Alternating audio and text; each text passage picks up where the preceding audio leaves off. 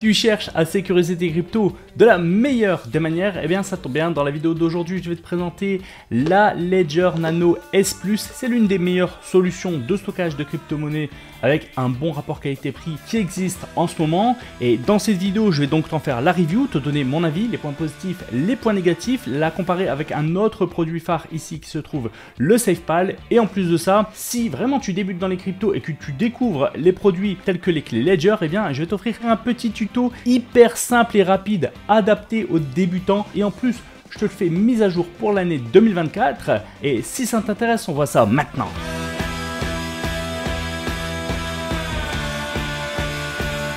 Salut à tous et bienvenue sur la chaîne de Road to Millions. Aujourd'hui on se retrouve pour une nouvelle vidéo et cette fois-ci on va parler sécurité crypto. Une fois n'est pas coutume sur la chaîne, je t'ai déjà présenté pas mal de produits, mais je me disais que là avec ce nouveau cycle de hausse qui arrive sur les cryptos, eh bien il y a de plus en plus de personnes qui vont faire des gains sur les cryptos et qui auront donc besoin de sécuriser leurs actifs correctement. Donc je vais te partager aussi une vidéo ici qui va filmer mon bureau. Je t'avais présenté, je crois dans les années 2021, cette clé Ledger qui était la clé Ledger Nano S. C'était le produit le plus simple d'utilisation, le meilleur rapport qualité-prix qu'on pouvait trouver sur le marché à l'époque, mais il y avait de nombreux défauts. Par exemple le fait que on pouvait stocker que peu de crypto sur sa clé, on pouvait installer que 3 voire maximum 4 applications clé Ledger. Donc si on voulait stocker un large éventail de crypto, eh bien c'était pas possible, il fallait passer sur la clé Ledger Nano X. C'est le même modèle plus ou moins avec un écran un peu plus large et plus de capacité de stockage. Mais aujourd'hui on a une nouvelle version qui est la Ledger Nano S+,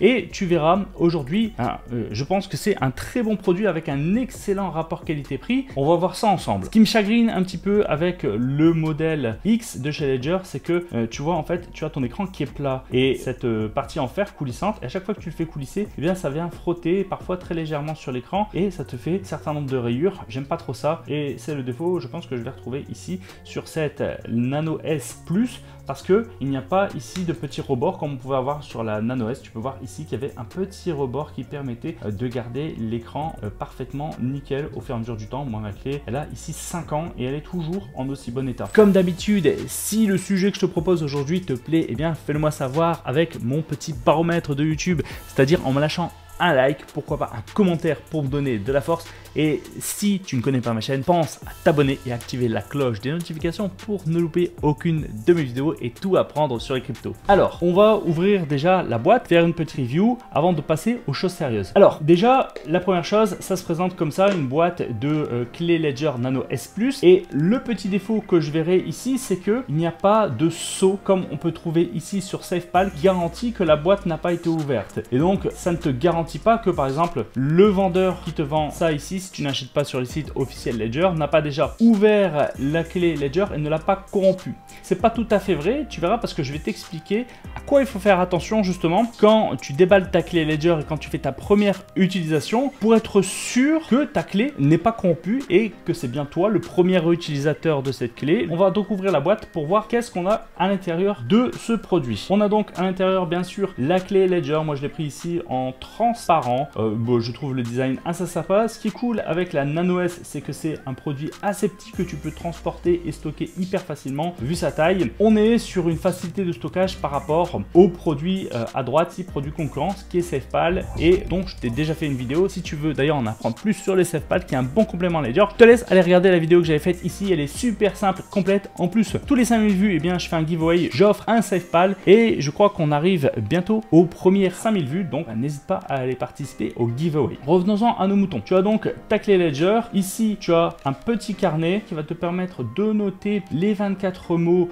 C'est ta phrase, cite ta phrase de récupération qui permet de régénérer tes clés privées et d'avoir accès à tes cryptos. Bien sûr, je fais ici un petit conseil de sécurité. Quand tu as tes phrases cite, c'est vraiment ce qui va sécuriser tes cryptos, te donner accès à tes clés privées. Note-les sur un papier, ne fais pas de photos, ne les stocke pas sur ton ordinateur. D'ailleurs, pour aller plus loin, personnellement, quand je commence à avoir des gros montants sur mes hardware wallets type Ledger, eh bien je n'utilise plus des morceaux de papier comme ça, parce que bien sûr un incendie, une inondation et ta phrase est détruite, ça serait dommage. Non, j'utilise une plaque en métal qui résiste au feu, à l'érosion, à l'oxydation et dont j'ai fait une vidéo de présentation aussi ici, tu peux aller la voir et ça te permet de sécuriser tes 24 mots de manière immuable. Ensuite, tu as un câble que j'ai déjà enlevé et en dessous, bon voilà, tu as une petite dragonne et certainement une notice. On est sur le site officiel de Ledger et bien sûr comme d'habitude, je vais te mettre en description et commentaire épinglé mes liens d'affiliation qui te permettent d'avoir des réductions sur l'achat de tes clés Ledger et peu importe les modèles. On va dérouler aussi sur le site internet ici dans produits les cryptos qui vont être supportés par les clés Ledger. Bah, c'est très important que tu ailles jeter un œil là-dessus. Tu as même ici quelque chose, un petit bouton recherche pour voir si le stockage de ta crypto va être supporté par la clé Ledger ou non. Par exemple ici j'ai tapé Sol, et bien tu peux voir que le Sol de Solana est bel et bien supporté par Ledger. Je vais taper par exemple ici le Avax de Avalanche. Tu peux voir que celui-ci en revanche, et bien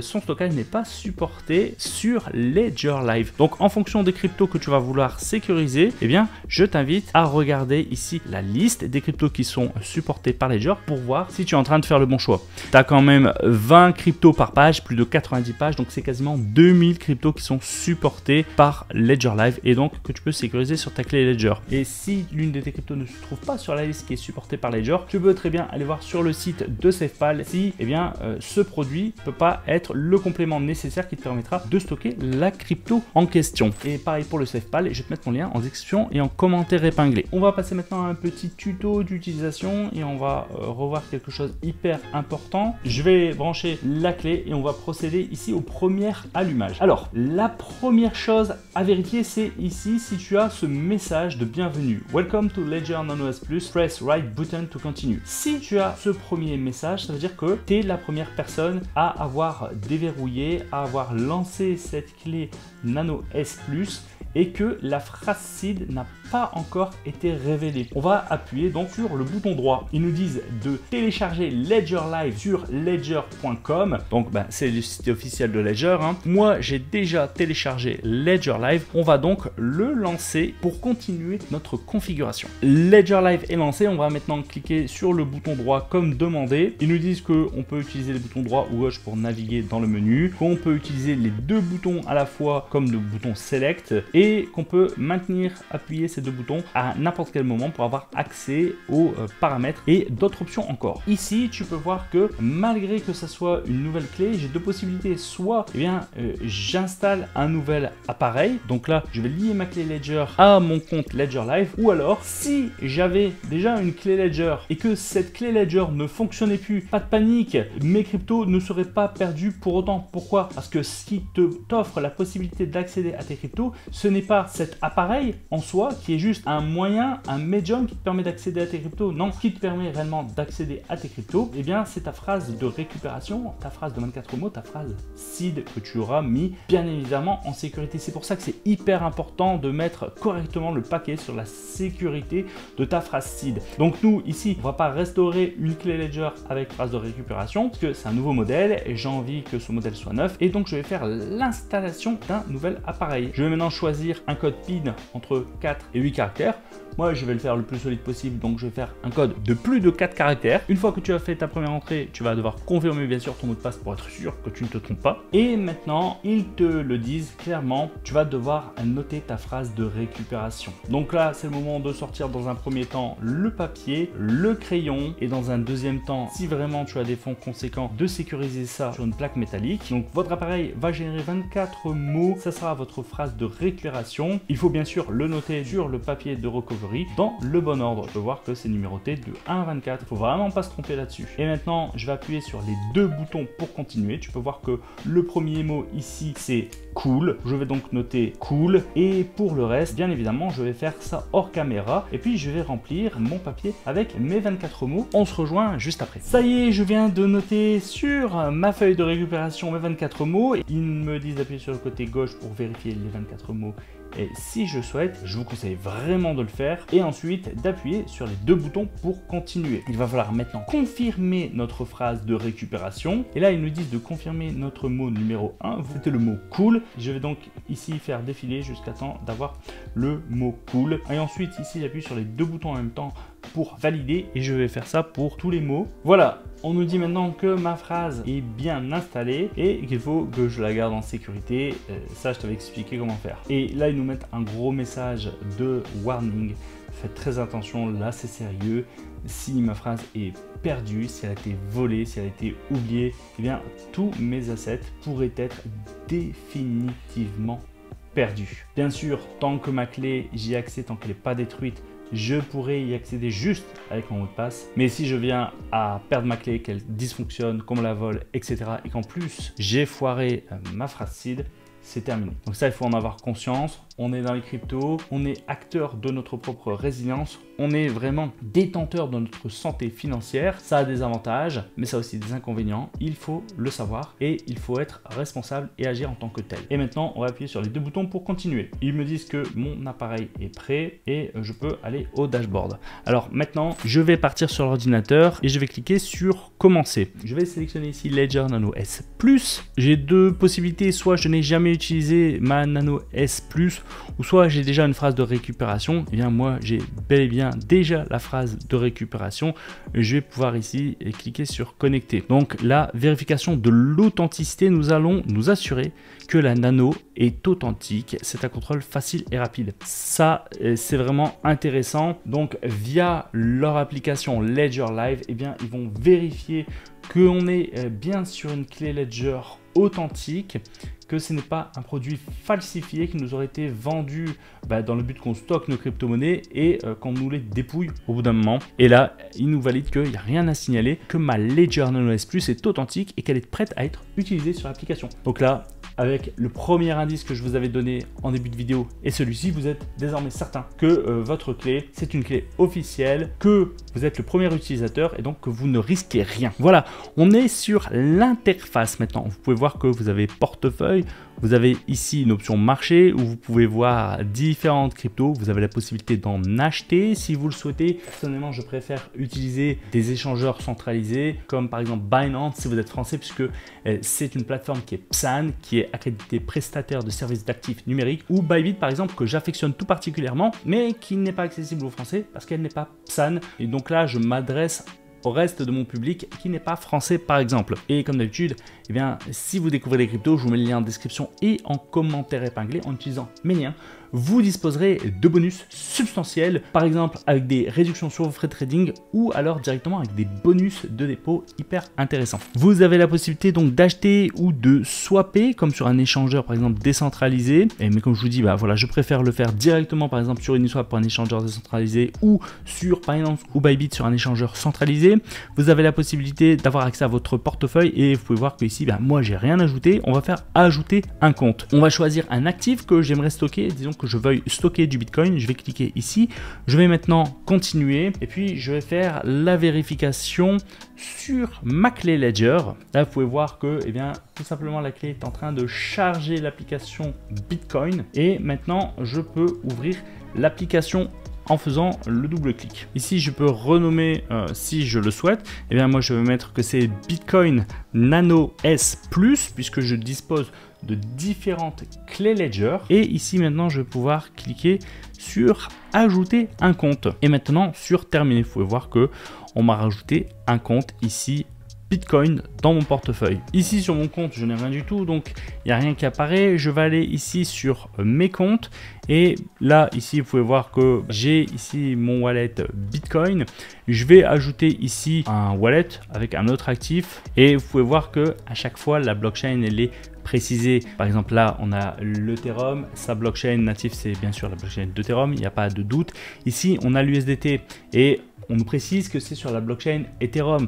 Parce que si tu as regardé mes autres vidéos, tu as déjà appris qu'il y a des cryptos qui sont sur différentes blockchains. Par exemple, l'USDT, le stablecoin de Tether, on peut l'avoir sur la blockchain d'Ethereum, on peut l'avoir sur la Binance Smart Chain, on peut l'avoir sur la blockchain d'Avalanche, on peut l'avoir sur la blockchain d'Arbitrum, etc. Donc là, si tu veux stocker des USDT sur ta clé Ledger, tu peux voir, ça sera au travers de la blockchain Ethereum. Et donc, il faudra sélectionner la bonne blockchain quand tu voudras retirer tes cryptos pour venir les stocker dessus. Moi, disons que je veuille ajouter Ethereum ici, je vais cliquer dessus, attendre que ça s'installe comme tout à l'heure sur ma clé Ledger. Et voilà, maintenant j'ai bien l'application Bitcoin et l'application Ethereum sur mon wallet.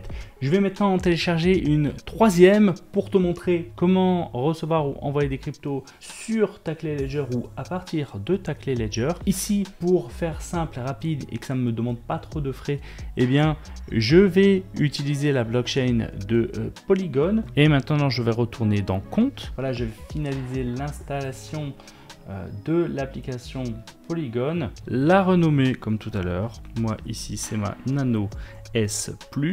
Je clique sur ajouter un compte et je vais faire terminer. Alors maintenant, comment faire pour stocker ces cryptos sur sa clé? Et bien tout simplement ici je clique sur compte, je vais aller sélectionner le compte qui m'intéresse. Ici c'est mon compte Polygon.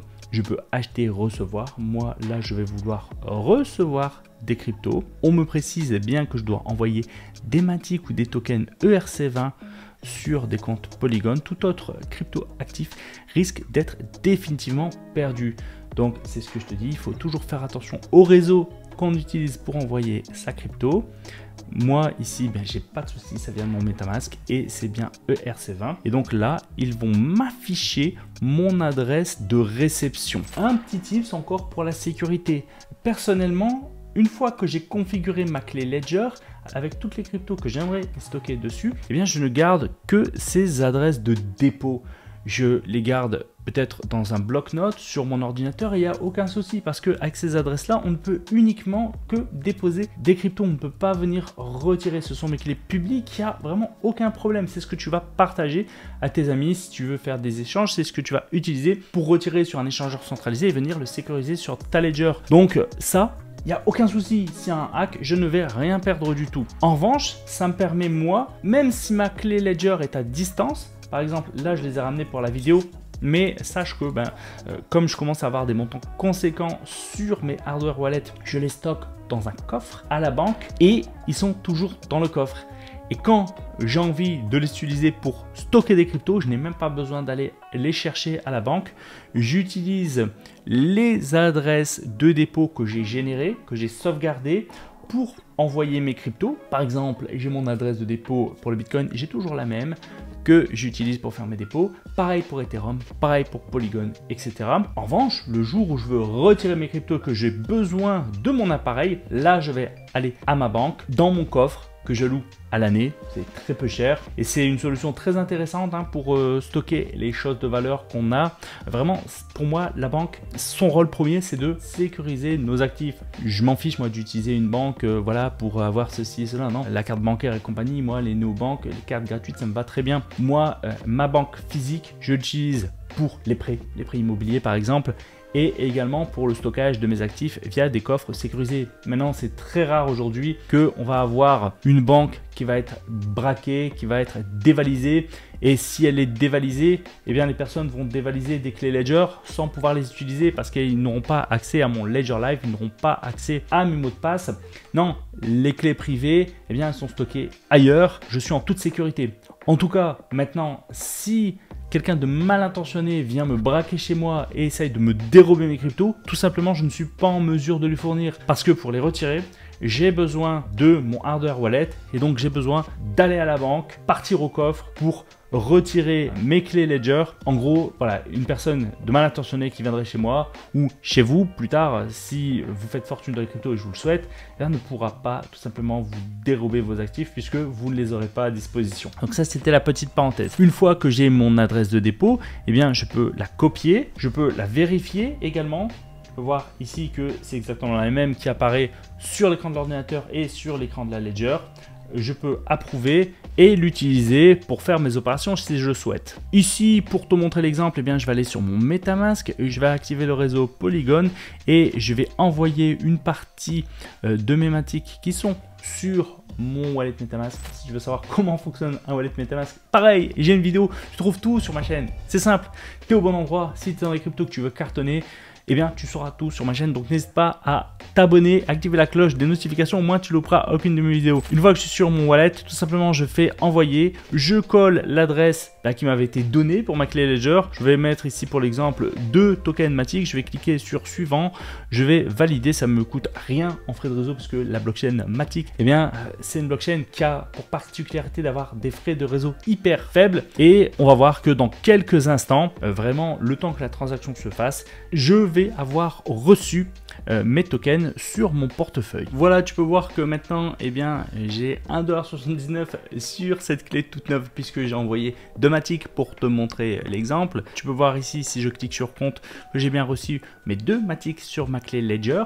Donc maintenant, tu sais comment recevoir des cryptos. La seule difficulté, ça va être de sélectionner la bonne blockchain de réception. Donc fais toujours attention et si tu as des questions, bien n'hésite pas à même aller venir poser la question sur mon groupe Telegram si tu es débutant et que tu es un peu hésitant sur tes premières manipulations, mais tu verras, c'est hyper simple. Une fois qu'on en a fait une, eh bien on a compris le principe. Maintenant, si tu veux envoyer des cryptos, eh bien c'est exactement le même principe. Tu vas aller cliquer ici sur envoyer, tu vas sélectionner eh bien, le compte que tu vas débiter et tu vas rajouter l'adresse du wallet de ton compte bénéficiaire. Et je vais reprendre l'exemple du MetaMask. Tu n'as qu'à venir ici, cliquer pour copier ton adresse, tu retournes ensuite sur ton Ledger Live, tu viens coller ton adresse, encore une fois tu as fait attention à ton réseau.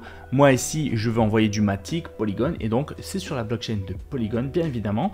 Je vais cliquer ici sur continuer, je vais mettre le montant, par exemple si je veux envoyer le maximum, et tu peux voir que eh bien il ne m'envoie pas exactement de Matic. Pourquoi ? Parce que à chaque fois pour faire fonctionner une blockchain, il faut payer des frais de gaz. C'est ce qui va permettre de rémunérer les personnes qui sécurisent la blockchain. Et donc ici, les frais de gaz, ça sera des fractions de Matic. Ça pourrait être des fractions d'Ether si on était sur la blockchain d'Ethereum, des fractions de Bitcoin si on était sur la blockchain de Bitcoin. Je vais valider ici, continuer. Valider bien sûr avec ma clé Ledger parce que autant tu peux mettre ce que tu veux sur ta clé, tu n'auras pas besoin de faire des vérifications, comme je te l'ai expliqué. Autant si tu veux retirer, et c'est là où il y a un bon niveau de sécurité, eh bien, tu vas devoir utiliser ta clé Ledger pour valider ça et donc entrer ton mot de passe. Donc là, j'ai mis mon mot de passe, je vais pouvoir valider directement ici ma transaction. On est bien sur le bon montant, on est bien sur mon adresse de réception sur MetaMask. On me dit les frais que je vais avoir à payer et si j'accepte, eh bien je double-clique. Et voilà, c'est simple comme bonjour. Et dans quelques secondes, si je retourne sur mon MetaMask, bien évidemment, je vais avoir les 1,9 tokens Matic Polygon qui vont être crédités. Maintenant qu'on a vu comment recevoir et envoyer des cryptos, tu peux, si tu veux découvrir d'autres options très simples d'accès, tu verras, comme ici, cette option qui te permet de gagner des intérêts sur tes cryptos en utilisant ce qu'on appelle l'option de stacking. Ça te permet d'accumuler, de stacker tes cryptos. Des fois, elles sont utilisées pour sécuriser des réseaux, par exemple pour créer des réseaux sur le réseau Ether, etc. Et ça te permet d'avoir des revenus qui seront des revenus qui peuvent être sympathiques. Ils vont venir s'accumuler à tes cryptos que tu gardes peut-être sur le long terme. Par exemple, 4,10% d'intérêt annualisé sur Ethereum, 8,54 pour NIR ou encore un très joli 22,77% sur Cosmos, etc.